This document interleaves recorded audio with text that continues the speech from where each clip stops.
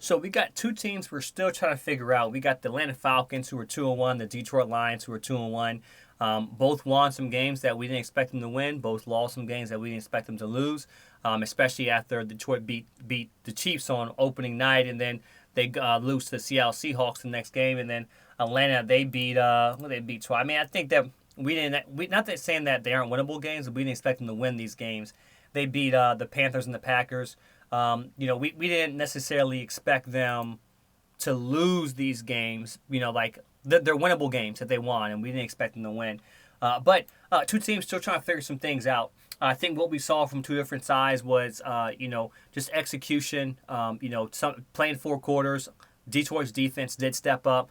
I thought they did a really good job of suffocating the run. And this is my common theme. I always say suffocating the run is the most important thing. If you can stop the run and force a team to beat you through the air, you're at advantage. If you're getting a pass rush with 3 or 4, and you're stopping the run, then you can. I like the odds of making sure that you can stop them in the air. This is probably Bijan Robinson's worst game yet. He only had a total of 60 yards. On 14 touches overall. Didn't really do anything on the ground. Average 3.3 on the ground. They only had 20 carries as a team. And it was always a consistent. If it's low carries, then it's always associated most of the time with the loss. On the Detroit line, they were well balanced for the most part. They did well on the ground. Jamar Gibbs pretty much stole the light as the number one premier back. He had 17 carries, 80 yards, 4.7 per carry. They had a kind of well balanced attack. Jared Goff. He managed the game, and you want Jared Goff to manage the game. Like I said, you don't need him to be a superstar. Just don't go out there and don't make mistakes. He didn't do anything too wildly crazy, but he did go out there and manage the game and do well. Marseille Brown continues to be intelligent, underrated route runner. The funny thing, Jared Goff only hit 4 targets. He had 33 attempts, 22 completions on essentially four receivers, and two of the people pass catchers were running backs. I think Khalif Raymond, he's like a running back slash receiver. He's a hybrid guy. He's a receiver, but he's a hybrid guy. But most of your successful plays are going to have to 2 receivers and 1 running back. I think the tight end is Laporta. Yeah, I don't think he hit any other. Yeah, he's a tight end. Yeah, any other receiver other than Amara St. Brown and of course Khalif Raymond. But Amara St. Brown, I mean, he continues to be intelligent, underrated route runner in this league. He's a sneaky guy that will go in and get you 100 receptions, but he finds ways to get open. He's not the fastest guy. He reminds you of kind of like the early years of like Anquan Bolden. One of those guys that aren't the flashiest, but you can't keep him in man coverage. You got to find out where he is in zone. He's sneaky smart. He knows how defense moves and shifts, and he gets open, and that's what you want. Hutchinson once again had a recovery fumble, but Brian Branch is just everywhere, man.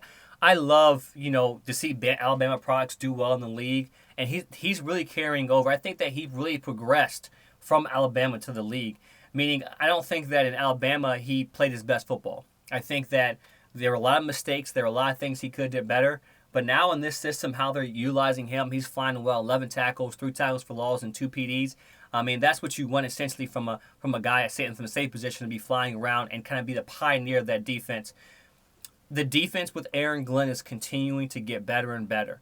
Do I think that this offense in Atlanta was this great offense that we don't expect to see? That's gonna put up 30, 40 points a game? No, but it was an offense that was doing well, that was moving, and it just got shot from Detroit Lions. So Detroit Lions are trying to lead from that defensive position. Of course, the lapse with Seattle last week, but if they can build on this, I think that they can really start being taken serious in this league. They have a weak schedule coming up next. They have the Packers, they have the Panthers, Bucks, all 3 winnable games from their perspective. They got the Ravens and the Raiders. So the next 3 weeks, the question is, can you develop? And what you're seeing is rookies. This team is being led by rookies. Your top draft picks, Jamar Gibbs, your top running back, is a main running back on focal point. Sam Laporta, the tight end, is the main guy catching pass. Brian Branch.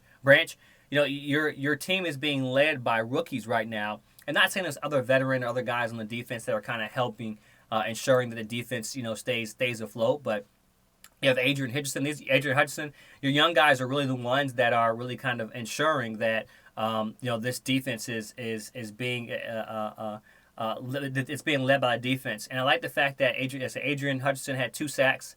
He had 2 sacks, 1 tackle for loss, and 2 pass deflections and 1 QB hit. So he's the menace out there. He's one of the guys that I did sleep on when it comes to being in this league.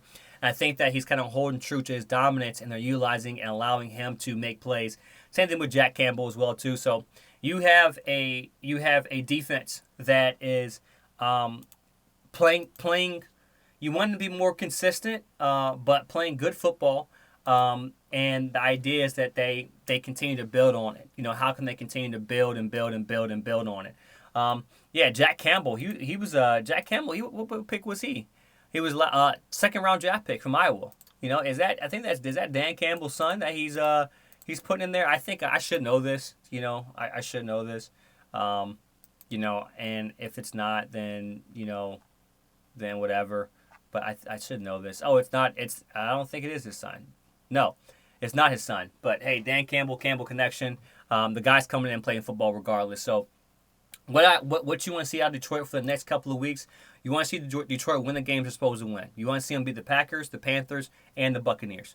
3 games that are winnable, 3 NFC games, and you got some interdivision games as well. So if they can win those 3 games, they'll position them for the midseason push, where you have the Ravens, the Raiders, Chargers, Bears, Pack. It's got to look at right now. It's pretty weak. I mean, your toughest stretch is going to be the Buccaneers, Ravens, Raiders, and Chargers. That's your toughest stretch.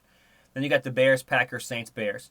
Right? You got winnable games throughout your whole schedule. So with that being said, like the next 3 games, they're definitely ones you got to win. You're home versus the Panthers. You play the Buccaneers at Green Bay. Go Lambeau. Play the Panthers, and then you go to Tampa Bay. So that's going to be your toughest stretch. But if they win the games they're supposed to win early in the season, it can really set them up in the midseason to position them really get into a true playoff push than what they've had before.